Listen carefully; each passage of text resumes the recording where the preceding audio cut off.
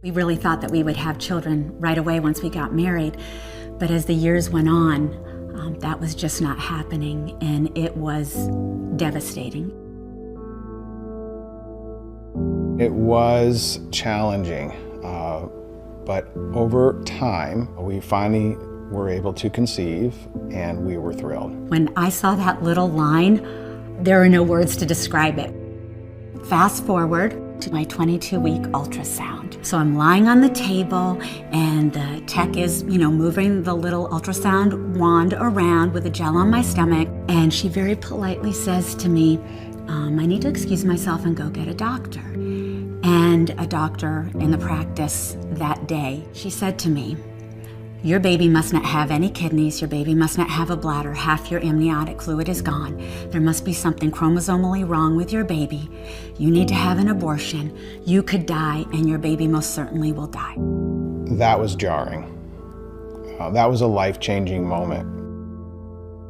Of course, we loved our child, and we wanted to know what hopeful steps we were going to be given next, or some direction. That doctor sent us up to another doctor, and this actually was even more disturbing because this doctor that my husband and I sat across from, he was very calm and collected. He said, you clearly need to have an abortion. You'll have many other children.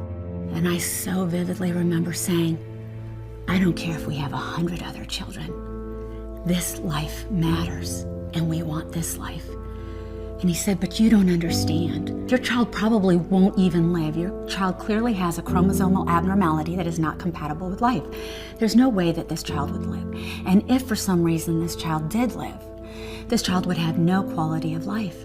And finally, as we were getting toward the end of the conversation, my husband said, clearly, we are not going to abort. So what will you do for us? What can we expect? And he said the most chilling words. He said, in my 7 years of practice, nobody in your position has ever not aborted. We asked him if there were other tests he could do. He said, the only other test I could offer you is an autopsy report. And he went on to say, go home and wait for your baby to die. And when you come back in for one of your visits, there will no longer be a heartbeat, and you will give birth to a stillborn child. At which point, my wonderful husband and I went home, devastated, honestly, wanting to shut ourselves away from the world and just devastated. And my amazing mom, she said, Suzanne, is there still a heartbeat? And I said, well, yes. She said, Suzanne, if there's a heartbeat, there is hope. We reached out to a doctor at our church. And he said, we'll honor your request to fight for your baby's life. And immediately they put me on bed rest. And we were rushed into the operating room, and it was an emergency C-section. And they said, because there's no amniotic fluid, if by chance she is alive, she will be too weak to cry. And there was a drape. My husband could see on the other side, I couldn't. And then I remember seeing Rachel come up over the top of that sheet, and she was very tiny. I all of a sudden heard him say, she's squawking.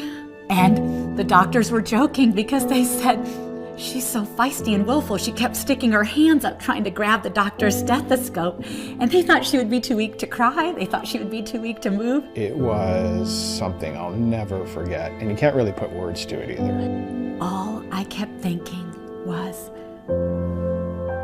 she's alive. She's alive.